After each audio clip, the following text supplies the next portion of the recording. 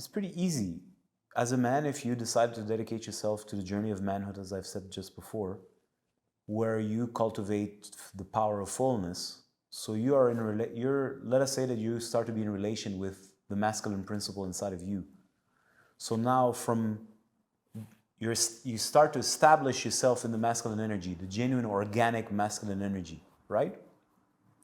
So when you go about your business, you look at people and you can see it from there. So when you look at a woman, I can see the corresponding feminine energy, but then you see it sleepy or latent or stuck in Melanie, in the persona.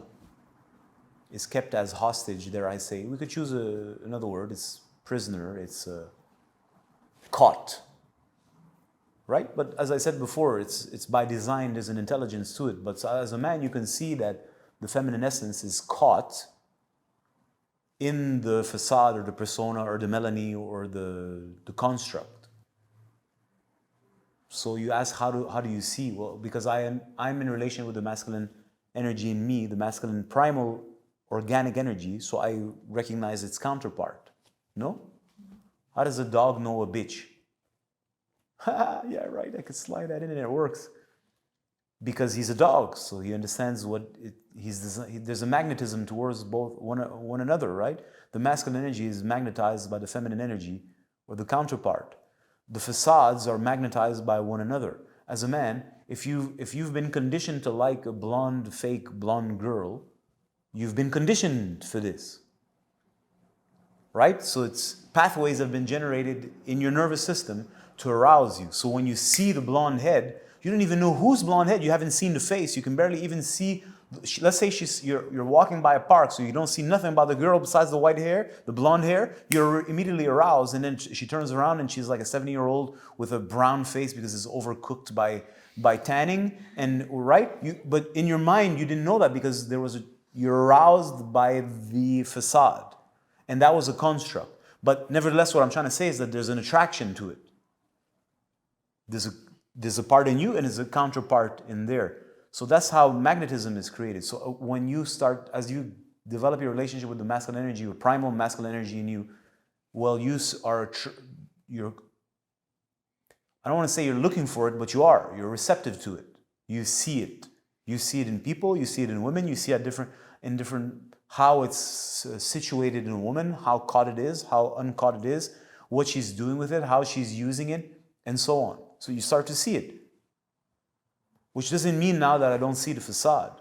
This is not a question of saying the facade should be removed. No, the facade is there. This is how we interact. This is the passport to operate in modernity. The issue is that the facade now holds you as a hostage. You're a slave of it. What we're trying to do is create relaxation so that the feminine essence is allowed to circulate and can use the facade rather than the facade use the feminine essence. And the same applies to the man. And that process is, you have to learn how to do that. It's not necessarily easy, but it's definitely doable and it'll change your life. So that's why I said, I gave an example before. I was on my bicycle, which is electrical. That's right, shout out to me. And I saw that lady, this beautiful black woman, she's 5'6" or something like this, at the red light. Her facade was nicely polished. She didn't look like a hoe. It wasn't aggressive, but everything was polished. So I looked at it because I have a sense of fashion. I appreciate aesthetics, so that drew my attention. It's only normal that it does that. There's nothing wrong with the facade. What I'm trying to say is that if you limit yourself to the facade, you have a problem because the facade cannot satisfy you. Now, as a man, the more you start to connect to your manhood in its truest sense of the word, your organic manhood that is appropriate just for you, you now start to see it. You see in other men where they're situated. You recognize, understand the facade depending on what kind of facade game you have. And you see, it's the same with women. I can appreciate a woman's facade. There's facades I like, facades I don't like. It's ugly. Ugly is ugly. It's universal, right? It's like polished. It's beautiful. She made a beautiful effort. I can appreciate that. But that doesn't do it for me. Then I can see through the facade. Now, if I'm interacting with her, let's say that I'm taking the relationship, the exchange one step further. Hello, what's your name and whatnot. And we're going to spend or invest an hour or two together. So what am I going to do? Now I want to get to know you more. Now, depending on how rigid her facade is, maybe she doesn't want to let you in. That's all I got. I ain't got nothing else. So generally I won't find myself be even interested in such a woman because the facade doesn't do it for me. If I meet a woman and I see that there's a beautiful facade, because I like beauty, let's be honest. Beauty is beauty, but if it's unpolished and ugly, I like things to be beautiful, right? But that doesn't do it for me. So when I look at a person who has a nice presentation, and then I can see that underneath there's a form of accessibility, and that there's a curiosity because the woman feels in you that you're interested in more than just her dress, her tits, her face, her ass. I ain't got nothing against the tits and ass. I'm just saying, like, the tits and ass without you ain't worth shit, baby. So I don't give a fuck how nice your ass is. If you ain't giving me you in your ass, that ass is worth nothing to me. So now it sounds, you could say almost it sounds romantic and cliche. I'm like, no. I'm like, do I look romantic or cliche? Ain't nothing romantic or cliche about me. I'm telling you. If you ain't giving me you through your ass is worth nothing. It's like a plastic ass, and I don't get aroused by plastic ass. So I'm trying to say is that, let's say I'm interacting with a woman, I'm interested to see, well, is there a potential? Is there a part of her that's looking to mature or grow in that way? But she's not totally absorbed, 100% dedicated to the cult of the surface. And generally they're struggling because they don't know how to function. They're trying to keep a facade, but when they let go of the facade, they fall in some abyss because they have no stability. They've never cultivated that part of themselves. So you can feel that. Sometimes they're stable, it doesn't matter, but you can sense that. And if her feminine essence is a little developed, she sees it in you. That's why I've always had a great success with mature women. Why? Because this is a grown woman. She's been around. She has a better sense of her sexuality. She has a better sense of what a player is. So she see, okay, I see. So I can see, and there's a deeper exchange, if we can say, than just player shit.